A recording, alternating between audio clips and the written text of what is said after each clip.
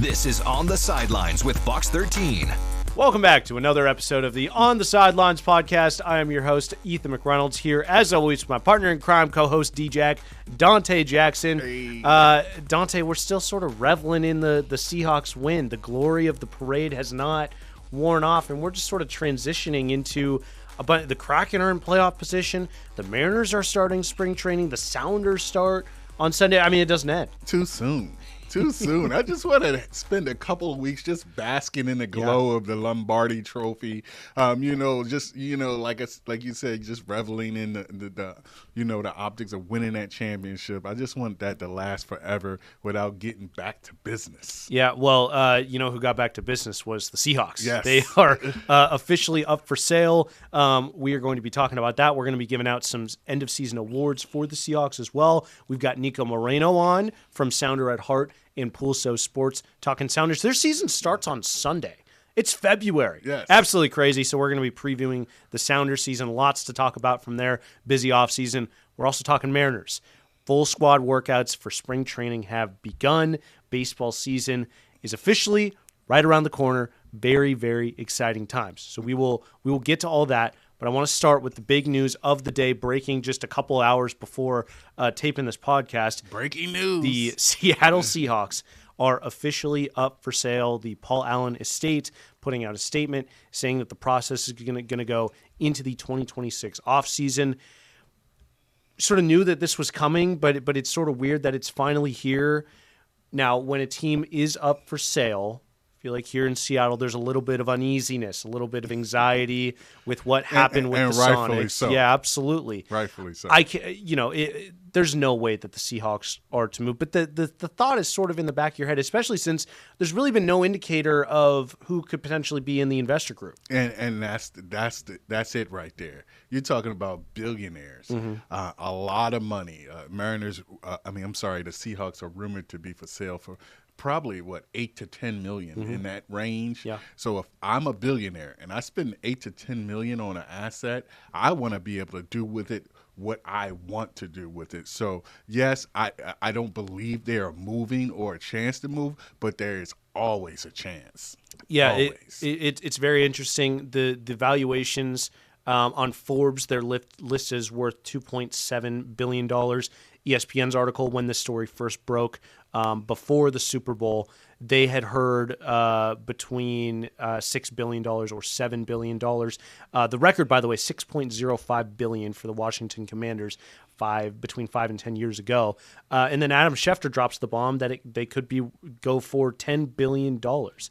Absolutely shattering the record. So it's going to be interesting to see what they fetch and who is the buyer. Yes. When you're talking money like that, that's not just one billionaire opening his pocket. That's a group of people. So when you're talking about getting a group of investors, and Jody Allen, we've seen, is a very meticulous person, very, very meticulous in her business. She's not just going to be like, all right, yeah, it's your, whatever. She's going to make sure that, with how great of care she's taken care of this Seahawks franchise and sort of bridging the gap from her brother Paul to this new era, I think she's going to be taking her time and making sure that it's the right fit wherever, whoever ends up buying the team. And to be perfectly honest, it's really not up to her. As funny as that may sound, it's up to the NFL and its owners. Yeah. They have to ratify, they have to approve whatever owner or whatever buyer of the franchise is. And from what I hear, the NFL has a list of billionaires that have already been vetted. So the list is already there. The buyers are already there, already checked out, already vetted. So I'm sure that the new owner will come from that list. So the NFL knows what it's doing when it comes to the owners. Yes, Jody Allen will have some say in who she sells the team to, but at the end of the day, it's the NFL that will decide who will be the next owners of your Seattle Seahawks. It'd be pretty cool to get onto that email list. I just want to sniff the email. Maybe some of that money will rub off. Maybe, that's all I want to do. Money's contagious, right? Yes, That's how that works. yes. Yeah, absolutely. The Seahawks also making some news. Obviously, they had to fill their offensive coordinator spot with Clint Kubiak heading to the Las Vegas Raiders to take over for Seahawk legend Pete Carroll. But they have hired a new offensive coordinator now. San Francisco 49ers tight end coach and run game coordinator Brian Fleury apparently through some sources. Apparently, he absolutely nailed the interview. It seemed like they were going to hire internally for the job. Andrew Janocko was a name. Justin Otten were names. Janocko now going to Clint Kubiak to be his offensive coordinator. He won't be calling plays because Kubiak would be calling plays, but Janocko goes to Vegas because he didn't get the OC job here in Seattle. Justin Otten, I believe, has gotten some sort of promotion. I believe he's still with the team, but it's Brian Fleury hiring externally, which is definitely a pivot from what they initially intended to do, bringing in one of Kyle Shanahan's guys to run the offense for Mike Macdonald. I'm kind of shocked, to be perfectly honest. I have mixed feelings on this hire simply because you slayed the dragon. You beat the San Francisco 49ers if you're the Seattle Seahawks, and I don't even think it was close. So I would love to see somebody from the Rams. They had our number this year. Now you're talking about a tight ends coach from the Rams. I'm much more excited about that because we saw what the Rams did to this top-notch defense. Okay, but you bringing in somebody from San Fran that never called plays before. Also, that's a big deal. That they never called plays, so they're inexperienced. I have mixed feelings. You definitely trust in John and Mike Macdonald simply because they've earned that over the last few years. But they hired Ryan Grubb too. So this team, this cadre of leadership is not without mistakes or missteps.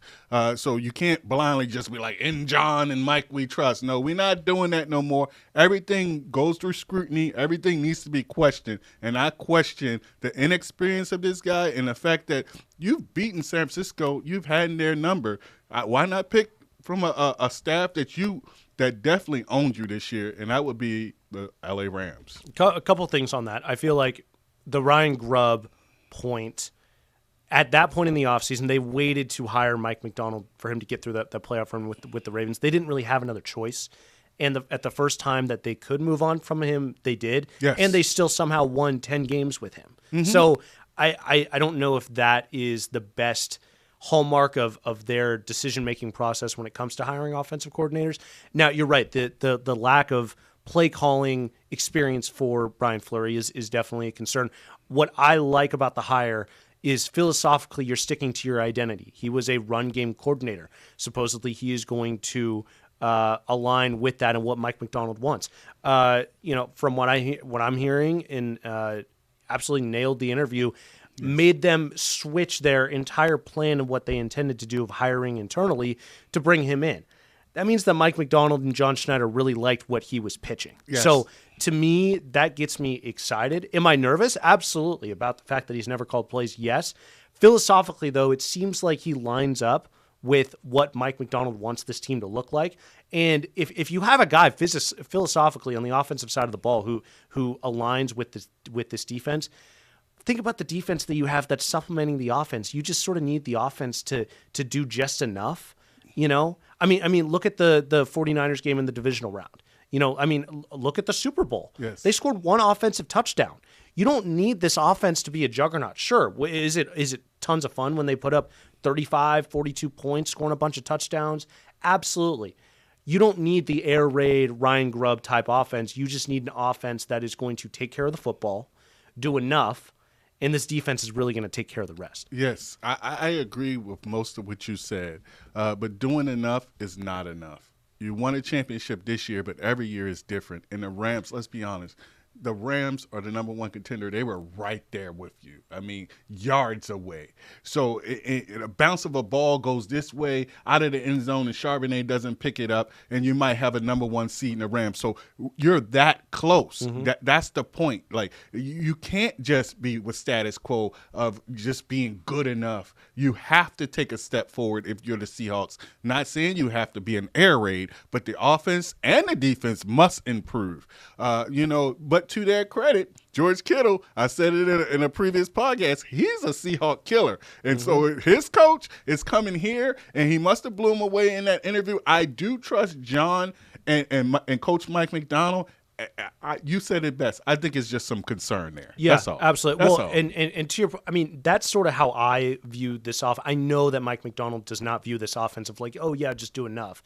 I mean, if you go back and watch the Macdonald mic'd up from the NFC Championship game, when they got the ball and they ended up winning the game, there's like 4 or 5 minutes left. Yes. He's on the line with Kubiak. Hey, let's go win this thing. Yes. He's not like, oh, just run it 3 times. Let's bleed some clock and then just then do punt it. enough for the defense to finish it out. He's like, let's go win this thing. Yes. So for him to be convinced by Brian Fleury to go and hire externally somebody that he doesn't have experience with, that to me gives me a lot of confidence, because Mike Macdonald, when something fits, when something is right. Think about the Ernest Jones fit. Think about DeMarcus Lawrence bringing him in, and some of these other guys.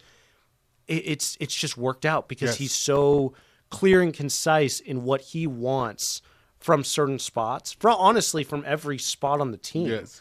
Like, I mean, that's how this team got to be so well rounded. He got his guys in. He's got his message across, and obviously Brian Fleury aligns with that. So that gives me the nervousness. I agree with you. Totally. It's going to be interesting. A first-time play caller. That's always interesting. Yes. I mean, Shane Waldron was a first-time play caller when Pete Carroll brought him in. Didn't work out too well. So we've seen both sides of it, and now we're going to see with Brian Fleury. So we're going to see what that holds. End of season awards. Yes. End of season awards for you guys for the Seattle Seahawks. Yes, to sort of put a loose bow on this Seahawks season, not a tight bow. We're gonna keep basking in this. NFL is all year long. It never stops. The draft will be coming up. Free agency is, I believe, next week. Mm-hmm. So you got some big signings there. You got some extensions that you need to sign. So it never stops. But yes, let's put, like you said, a loose little bow, kindergarten bow, little bookend to the 2025 season. Yes, let's do it. I have the categories that you sent me, so I can go one by one, and I'll tee you up. So we're going to start big and brand. We're going to go MVP. Who's your MVP for the season, Dante? Now, you know what? You might decipher MVP as most valuable player. Mm-hmm. All right? But I look at MVP as most valuable person. And I've been beating the drum about this person all year long, and that is our coach. Coach Mike Macdonald that is so is funny. the MVP, the most valuable person on this team, in this organization, if you ask me. He's given this team grit. He's given them a direction. He has a vision, a clear vision that you can see, and it came to fruition with a Super Bowl championship. Coach Macdonald was one of the best coaches in the NFL. At first, when we started the season, he was one of the best young coaches. Now it's just flat out coach. I love this coach. I love his demeanor. I love his work ethic, his strategy, his scheme, everything about him. Coach Mike Macdonald is your MVP. It's so funny. I was sitting here, making my picks for all of these awards, and I was sitting like, man, like which player can you bestow that honor onto? And the fact that you can't really, like, if you picked one guy, well, it's like, yeah, but also this guy, blah, blah, blah. That is the sign of an elite coach, of having a well-rounded team where everybody is doing their 1.09%, or whatever, or their 10.0, or what is it? The 12 is one, the 12 as one. Their extra little percentage.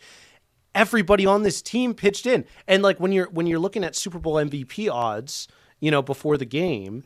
It's like you can't really, the Rams have Matthew Stafford. He won MVP. The Patriots had Drake May, superstar young quarterback. You look at Patrick Mahomes with the Chiefs and these superstars. And the Seahawks, they have stars. They have a lot of second-team All-Pros, decent amount of Pro Bowlers, right? But they don't have that one guy. And the fact they were able to go and win a Super Bowl without that one guy, I mean, you can argue Jackson Smith and Jigba's in that realm this season. You win Offensive Player of the Year. I think you. Yes, absolutely. You're a superstar. Absolutely, but to not have that guy, the premium position, like quarterback specifically. Yes. To not have a one single game breaker Myles Garrett type on the defense, and to have the best defense in the league. That is the sign of an elite coach. You said one of the best coaches in the league. I think he is the best coach in the league. I think he has cemented that this season, and that's why Seahawks fans should be very, very excited, not just about the state of the roster and how it looks going forward, but Mike Macdonald and the fact that he, the youngest head coach in the league, right? I think he's second or third. I think it's one that might be younger than him. One of the youngest head coaches in the league with one of the most promising young rosters in the entire league. It's quite the combination. Yes. Let's move on. Yeah. Offensive Player of the Year. Offensive Player of the Year. Jackson Smith and Jigba. Just like he won the big award. He's going to win the won team it for the award. NFL. He has to win it for the team. You're talking about a franchise record in catches, a franchise record in receiving yards. And what I love most about him is his team first mentality. He just won a championship. He has the Lombardi on his lap, and he's talking about how defense wins championships and that his defense was the best in the world. He has no problem heaping praise upon his teammates. You never heard him say, me. I want the ball. Give me the ball. Just a team player through and through. Seems like a mature guy. Jackson Smith-Njigba is your Offensive Player of the Year for the Seattle Seahawks. Yeah, I don't know if you can give it to anybody else reasonably. For me, I think Sam Darnold deserves an honorable mention there. Yes, definitely. With how he held it down and despite the turnovers showing his resilience. Anyway, I've got other awards that I will talk about him for, so I'll save it for that. Defensive Player of the Year, D-Jack, who you giving it to? Defensive Player of the Year. This is a tough one. It was, but not really, because you think about the quarterback of the defense, Ernest Jones. Yeah. Ernest Jones is the Seahawks Defensive Player of the Year. You're talking about a player who led the team in tackles, interceptions, had a pick six, showed up in the Super Bowl, and he comes to tackle with bad intentions. And he's the mouthpiece of that defense, who stood up for his quarterback, who stood up for his teammates and said, if you don't like us, sit down, basically. So, and I paraphrase that. I put that's a kid-friendly version of what he said. The kindergarten version. Ernest Jones is the heartbeat of this defense. What middle linebacker do you know that led the team in interceptions? Yeah. Along with tackles and a pick six. So he scored also. Ernest Jones is the Defensive Player of the Year. And like you said, it's definitely some honorable mentions. You got Leonard Williams. I love the way he played. DeMarcus Lawrence, love what he brought. But make no mistake, Ernest Jones is the leader of this defense, and he showed that all season long. Yeah, I love that pick. I was really close to giving it to him, but I really liked DeMarcus Lawrence and what he was able to do. I think he turned this defensive front, an already very, very good defensive front, into one of the arguably the best in the entire league. 11 tackles for loss combined with the 6 sacks.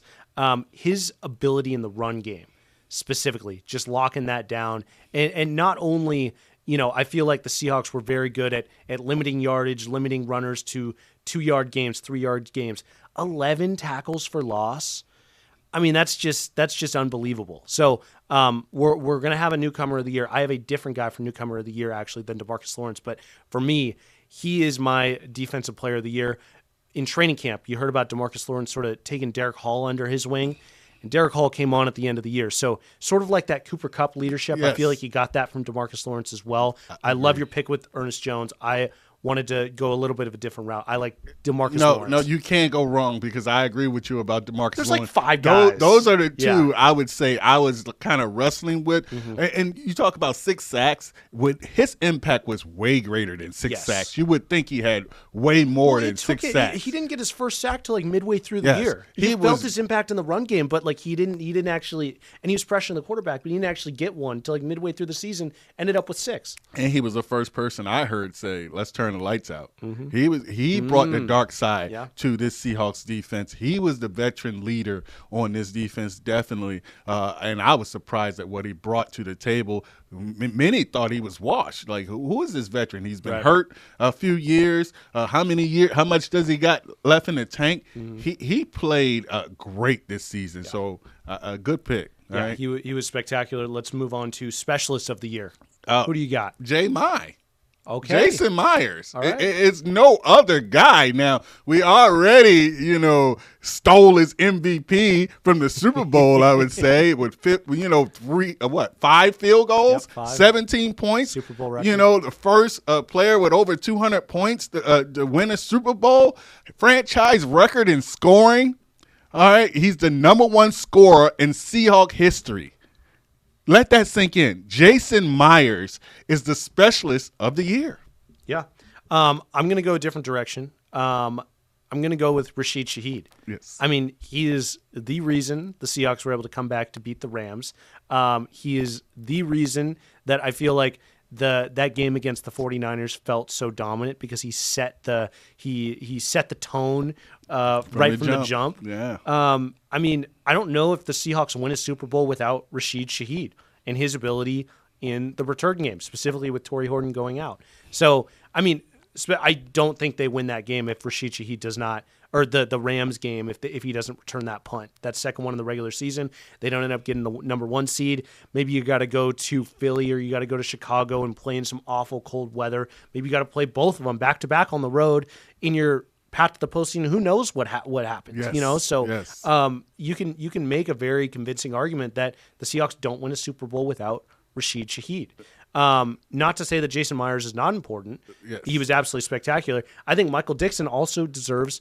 I mean, he was all pro. He was absolutely incredible. This special teams unit, I mean, that's what turned this team into the dominant force that they were. That was just, in my opinion, head and heels over any team in the NFL. Yes, it was definitely a phase they focused on, and it was a phase where they were above average. They were spectacular on special teams, spectacular on defense. The offense was a little above average, and that was the strength of this team. So I agree with you. Shaheed is a great pick, definitely. I just think kickers need some love too. Totally. When you set a franchise record in scoring, you talked about 2 games as far as Shaheed that the Seahawks might have lost if he didn't show up. I think Myers had a say in almost every game this season. Well, so the Colts game he won by himself. Yes, without his threes all season long, and and that defense Steph playing Curry strong, with the threes. Yes, without his 3-ball.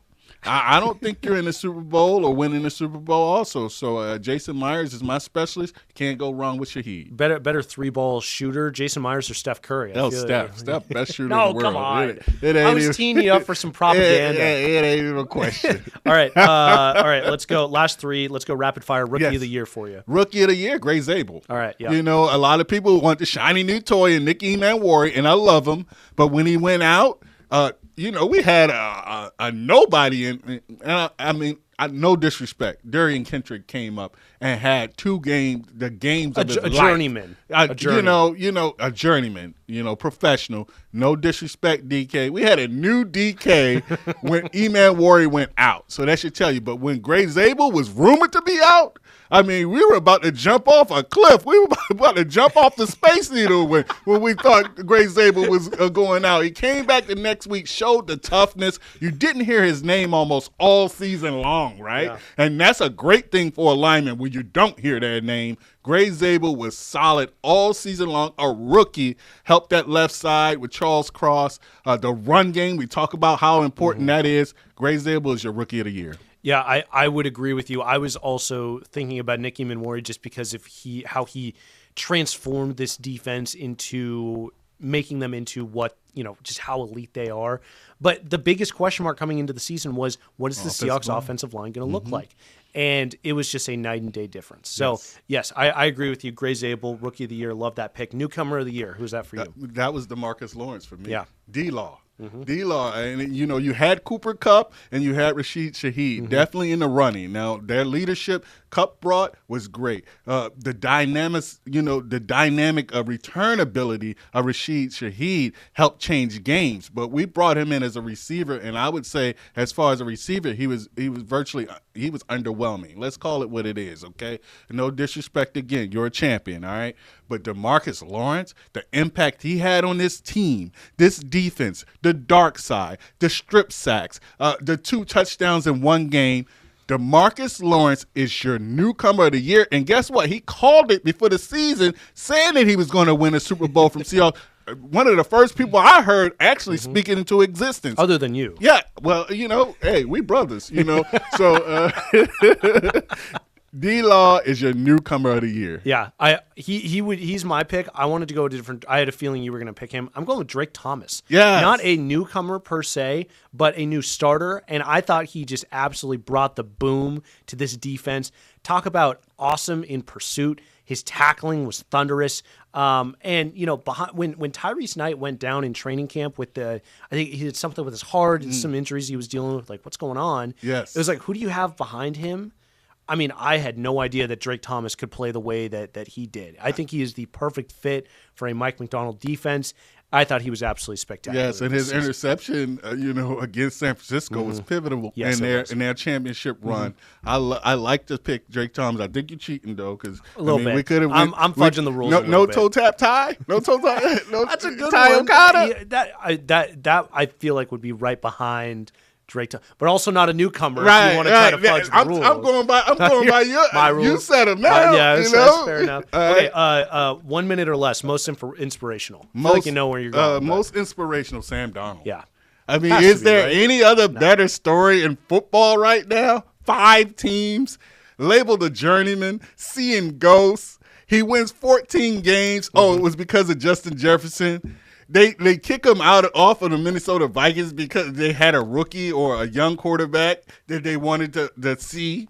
Well, he only comes to the Seahawks and sets a franchise record in wins and carries them to a Super Bowl. It's no more inspirational story than Sam Darnold's story. He is the most inspirational in the Seahawks. He gets that award. Yeah, his journey has been absolutely spectacular, truly inspiring. I would completely agree. That has been our end of season awards. Do you agree? Let us know. You can find us on Instagram. On the Sideline Podcast. Yes. On Instagram. Go and find us. Now we have some Sounders conversation. They start their season on Sunday. Who better to get us ready than Niko Moreno of Pulso Sports and Sounder at Heart? We're going to be taking a listen to that right after this.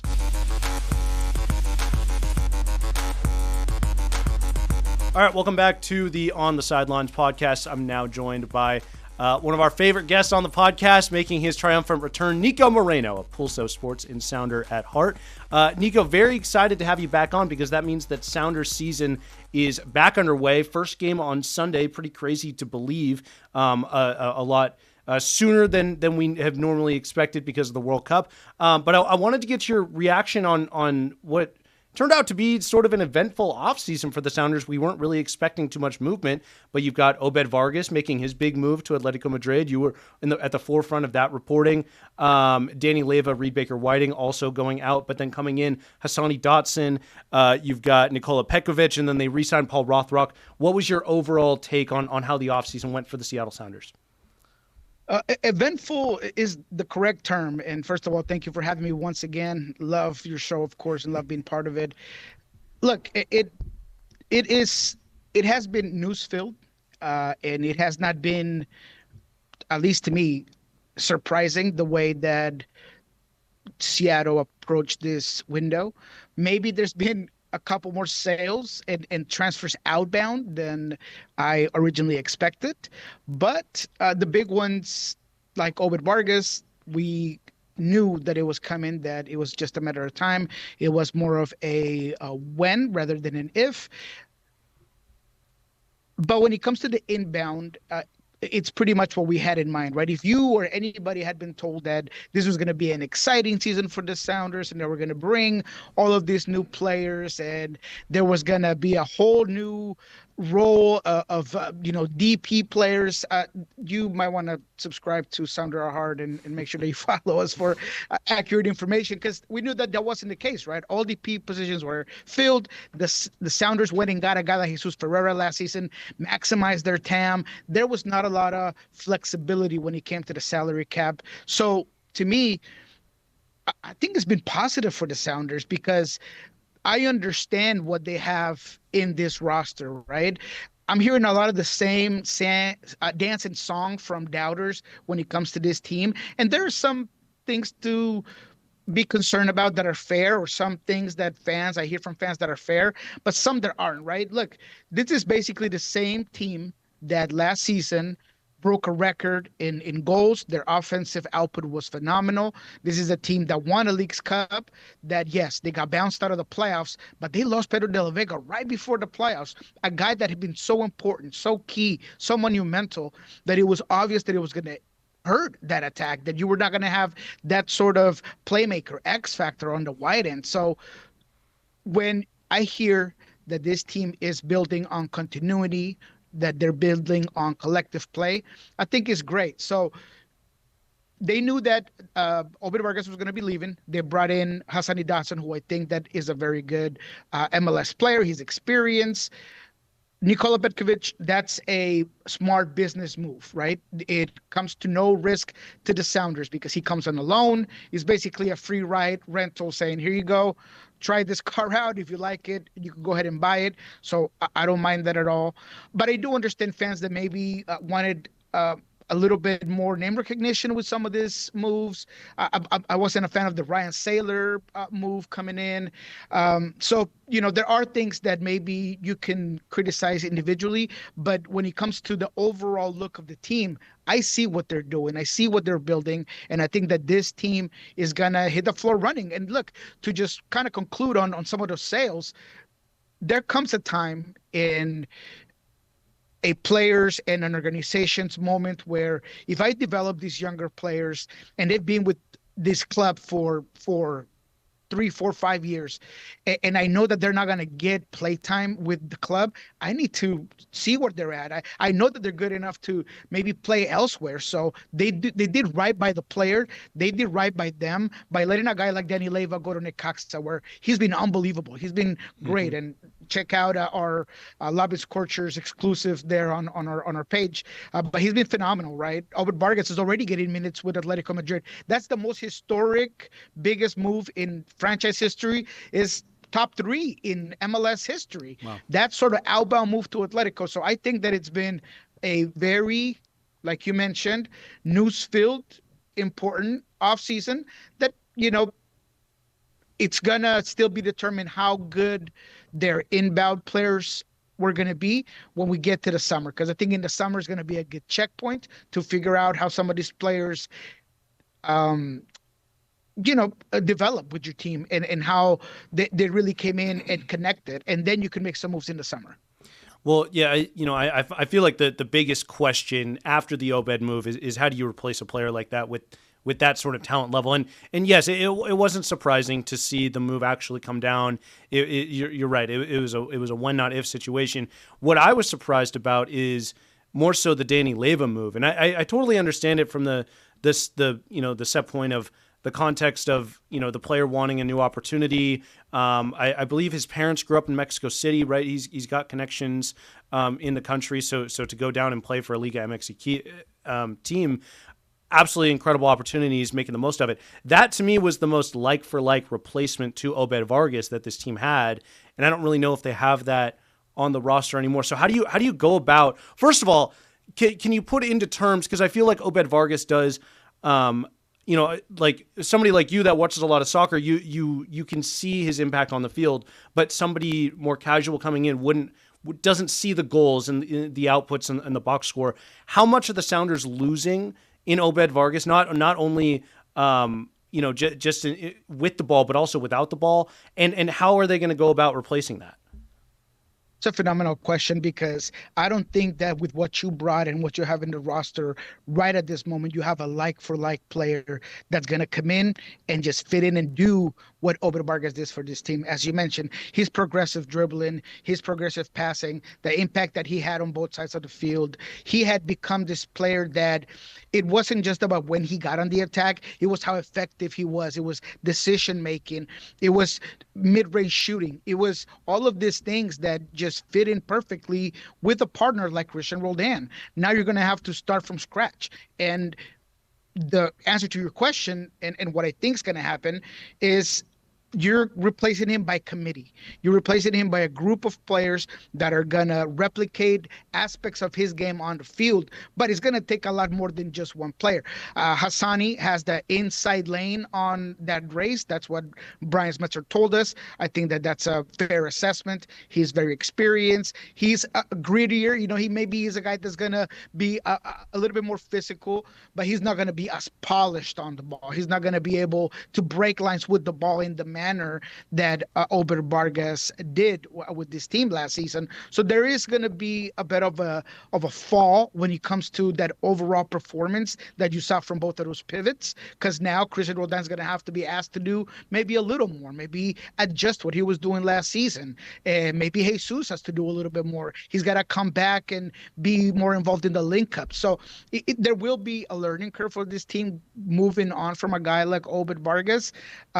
But I think a guy like Snyder Burnell, I'm higher on than a Nikola Petrovic. I mean, what we've seen from him preseason, I'm speaking of Nikola, hasn't necessarily been great. I think that he doesn't quite have the dynamism. And it's funny that you bring up the Danny Leyva situation, because that was one of the things that I felt like the team wanted to see more of him, was a little bit more of that speed, more of that breakaway, more of that explosiveness. And now you bring in a guy that technically has the same limitations. And I would actually argue that Danny Leyva had worked so hard going into this season to get better at that to me, he was going to be one of the breakthrough players for this team, but he ends up moving on. So it is going to be concerning. You are going to have to adjust.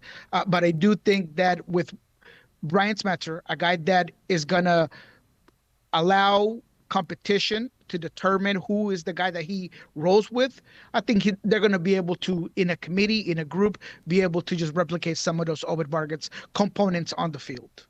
One of the other big questions heading into the offseason was, would Stefan Frei come back? We now know that he is back. And who would end up starting at goalkeeper? Would it be Andrew Thomas or would it be Stefan Frei? We now know that Andrew Thomas will be in net for Game 1 Sunday against Colorado. What's your reaction to that, and what's sort of your take on that whole situation? I thought it was the correct move. I love having a guy in the locker room with the respect and the experience of the most interesting man in the world that I've ever met, Stefan Frei, and someone who's going to be pro the team, not pro Steph. And we talked about this even last year. I thought that you and Nate and myself, I think we Dante and you, we talked about it, that Stefan Frei has no problem being a cheerleader to Andrew Thomas on the field. Mm-hmm. But he also provides a security blanket in case something happens to Andrew Thomas. So for me, it's the perfect scenario, not to mention that he is going to be that guy that if Andrew Thomas needs someone to talk to, check in with, say, hey, what can I do here? He's going to have that experienced guy just molding you, passing that torch directly behind you. So I praise the Sounders for getting that deal done. I praise Stefan Frei for not going on, his ego or trying to get the next paycheck, because I think Steph could have gone and maybe gotten a starting job elsewhere, but it's about his commitment to this community, to that badge, to maybe being part of something that continues to build. There's going to be moments where maybe in Leagues Cup or in CCC, the different tournaments that happen throughout the year where, you're going to be able to bring in a guy like Stefan Frei that you don't have to worry about, because you know that he's been there, done that, and he's going to perform at a high level. Yeah, well, it's a good point. They ended up needing both goalkeepers last year in Andrew Thomas and Stefan Frei. Two quick questions for you to finish out the segment. There's a lot of opportunity this year for the entire roster, with Obed Vargas going out, Danny Leyva going out, Reed Baker-Whiting going out, Pedro de la Vega going to be out until midsummer, potentially after the World Cup. Who do you see as the breakout player for the Seattle Sounders in 2026? Well, breakout in terms of the whole roster, to me, has to be Jesus Ferreira. I see a guy on his second year with all of the ability to now really understand his role with this squad. Brian Smetzer earlier in the year, right when we started the preseason, he talked about he was looking for leaders. He's looking for somebody that could, hold the team accountable. I think that Jesus Ferreira can do that. And he, to me, is going to have a huge second year. And anyone who tells you that bringing him here was a mistake because they're looking at just the stats last season, they don't know ball. they don't watch soccer. They're going off of the stats. They're Googling the storylines, whatever. If you really go back and you look at Jesus Ferreira's impact on the field, he was crucial for this team last season. He was crucial in Leagues Cup. He's so versatile. He can do so many things. The underlying numbers are there. I mean, for me, he is the guy that's going to really break through. However, I know you're probably asking about those guys that are not necessarily starters. So Georgie Manungu is the guy that I'm watching. Georgie Manungu is a guy that playing with his national team gained a lot of confidence. He's completely fit, ready to go. He's a guy that's exciting, that can beat you 1v1. That look, if you don't find minutes for him, he could be gone in the summer as well, because there has been interest already for Georgie Manungu this season. So in the summer, depending on where he's at, you might have to figure out where you put him. But he is a guy that I'm looking at. Snyder Burnell specifically is a guy that probably has the most responsibility, an opportunity to become that breakout player. Because if Hassani Dotson maybe needs a rest, maybe isn't quite working, if Christian Roldan, who right now has been limited and hasn't been practicing because of an Achilles issue, maybe he's the guy that slides in. So Snyder Burnell's probably the one that has the easiest pathway to being a breakout player, but that's a lot of weight on you. That's some big shoes to fill. So I'm hoping that they handle that correctly, because he's a younger kid. Love him. I'm high on him, but you don't want to burn him out immediately. Yeah, it is interesting, because it feels like maybe a year too soon to be putting those expectations onto a Snyder Burnell. I was hoping that opportunity would come next season. So I'm really interested to see how he does with the opportunity. To be very interesting to see with all of your knowledge and you being around the team overall, put everything that we've talked about all together now. No Obed Vargas trying to replace him. No Pedro de la Vega. You do have a lot of depth on the wings, but overall team season expectations. What are you expecting? Where do they finish in the West? How far do you think they can get into the postseason? That's the million-dollar question there.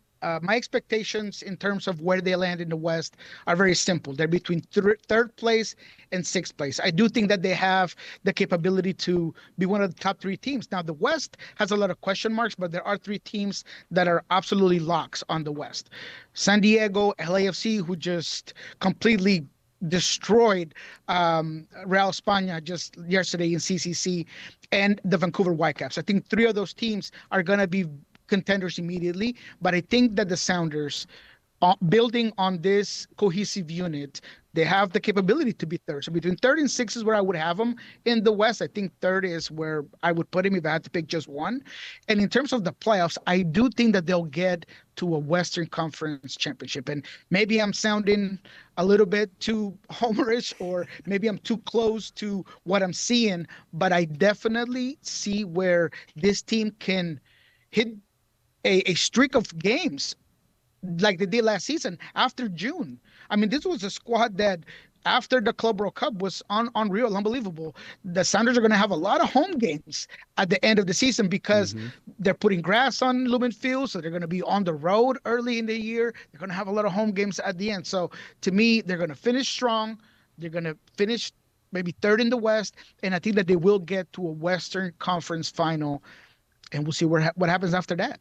And that would be a great success, considering you set franchise record output in transfer as well with Obed Vargas. So that would be incredible to see. Niko Moreno, Pulso Sports, Sounder at Heart. Be sure to go and find his stuff there. Niko, thank you so much for coming on the show. We appreciate it. No, thank you. And yes, we'll be here more times this season. I'm saying that for him. All right. There we go. All right. We'll be right back.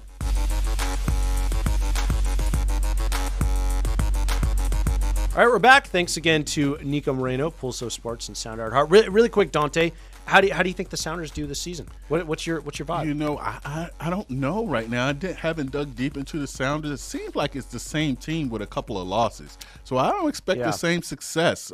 I was looking for a big splash, maybe some scoring.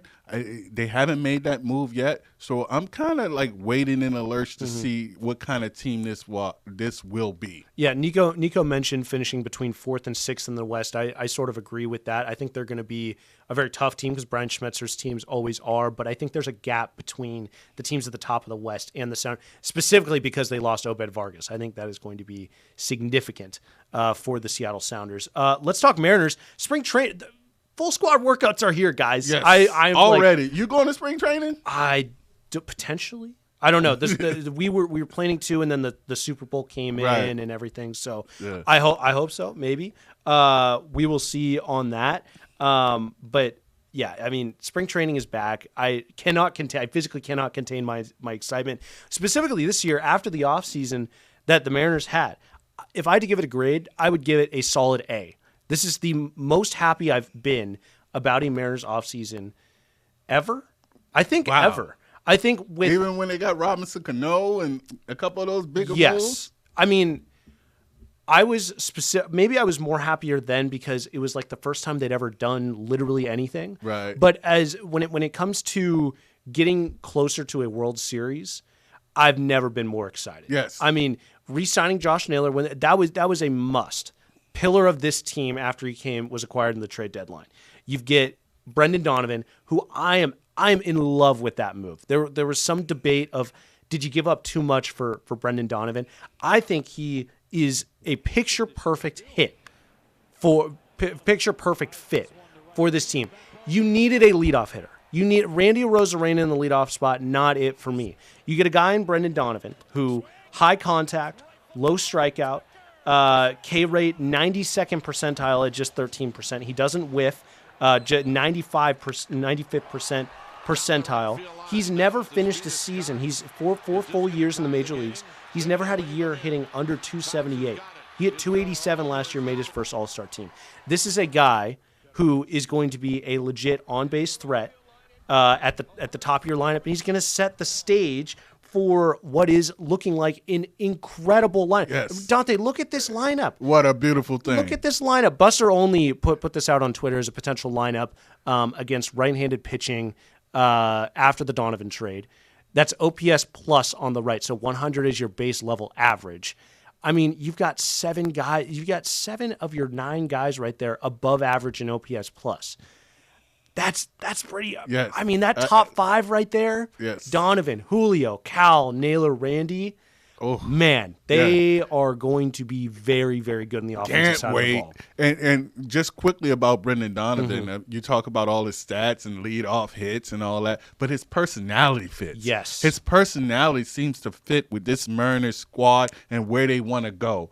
Dan Wilson talked about it in one of the sound bites we're going to play, and he's a grinder. Well, let's get to it right now because I feel like his personality totally fits. Same with Josh Naylor, and they brought him in. Yes. You saw how much of a fit he was in the locker room. I think Brendan Donovan is the exact same. And I play really hard. I think that's something that your effort, your mentality, all that. Those are things that you can control in this crazy game. So that's something that I just try to play like my hair is on fire. And that's something that I think makes the game more fun too. We like guys with versatility, and he definitely brings that. He brings a lot of on base and just the grinder type. The grinder type plays with his hair on fire. Yes, I love. Will hearing immediately that from a guy. be a fan favorite. Yes, if he plays that way here. Yeah. Definitely, and hats off to the Mariners organization because we had a checklist for them after losing in the ALCS, a chance to go to the World Series. You needed a reliever, you needed a leadoff hitter, you needed to re-sign Naylor. Check, check, check. They just went down the list and checked all the needs, and now all they have to do is play the games. And I think the Mariners have to be the front runner to at least appear in the World Series. Maybe not win it. The Dodgers are still the Dodgers. Yeah, the Dodgers, but the Mariners have to be the AL team, AL favorite to go to the World Series. Yeah, well, Fangraphs put out they've got their win projections. The Mariners are tied for the top in the American League with 87 wins, tied with the Yankees. You got Aaron Judge. The Yankees are always going to be in it. Looking at the American League West, I mean, it is their division to lose, which when was the last time we said that? I mean, at the beginning of the century, right? I mean, the Astros and Rangers are both projected to finish 500. The A's are projected to finish one below that with 80 wins. And the Angels are the Angels. Right. Like, there really isn't anyone that is thought to or expected to challenge the Mariners in this division. They're projected to win the division by 6 games. Yes, but if you're the Mariners, you're still not good enough to count your chickens. Sure. You're still not Nobody good is, enough but to it's so, overlook anybody. It's in so the crazy that they Astros. put themselves in that situation. Yes, I mean, great on paper, but you don't play the game on paper. The Astros are still the Astros. The Rangers still have some talent there. Oakland wins with anybody. They don't need a star. They don't need players sometimes. Like, they just seem to win games. This West will not be easy to win. The Mariners are the front runners. They are the favorites. I expect them to win the AL West, but it will be tougher than some think. Yeah, it totally will be difficult. Injuries anything can happen. One thing is for sure, I feel like this starting rotation, we're talking all about the lineup because that was the story at the end of last season because the rotation was on and off year. I think understandably so with the amount of injuries that they faced. It's incredibly difficult to come back from injury, not having a full spring training and ramp up and then just get right back to all-star form like Logan Gilbert. Was still very good, but not up to his standard, what he did 23 and 24. George Kirby had a down year after missing spring training. Bryce Miller was out for much of the year. Brian Wu, spectacular. Luis Castillo sort of slowing down. But this rotation, I mean, you should expect better than they had last year. Maybe not quite 2024, but I mean, maybe. I mean, there's Ryan Divish, Seattle Times, predicting that George Kirby, this is the year that he contends for a Cy Young. You know what Logan Gilbert can do when he's fully healthy. Bryce Miller seems like he's ready to go, ready to build off of his postseason performance. And you just saw an incredible season from Brian Wu, even turned down a WBC invite to the United States team. So this rotation as well, I mean, we just showed you the lineup, 7 of the 9 guys with an OPS plus above average. And then you look at this rotation, which is, went down in 2024 as one of the best in history. Yes. Combine that, man, this team could be scary. And yeah, the Dodgers are tough. Talking about World Series favorites, they understandably are the favorites. Anything can happen in a 7-game series, especially in the game of baseball. And with the talent that this Mariners team has, I think they can go toe-to-toe with anybody. And I believe they're still one of the top rotations in baseball, even with a down year last season. I think this rotation has to come in with a chip on their shoulder. Last year was a disappointment to their standard that they set. They still was an above-average rotation for sure, but you had some of the pitchers didn't have their best year. I expect this rotation to come in with a chip on their shoulder. Hopefully they can stay healthy, especially Brian Wu. He was a revelation last season, went all the way to the end and got hurt just before the playoffs. And I think he would have made that difference to get the Mariners over the hump to get to that World Series.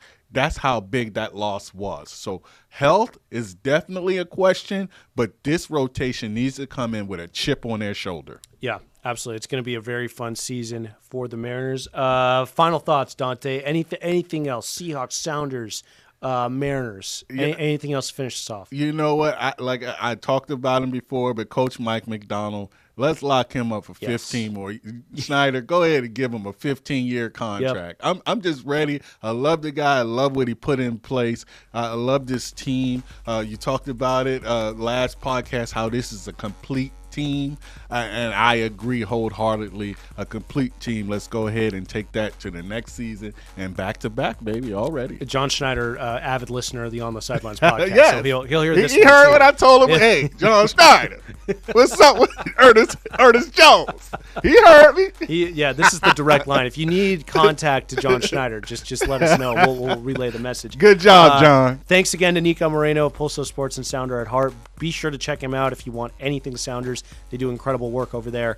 For Niko, for Dante, I'm Ethan McReynolds. See you next time on the Sidelines. Let's go! On the Sidelines is available wherever you get your podcast.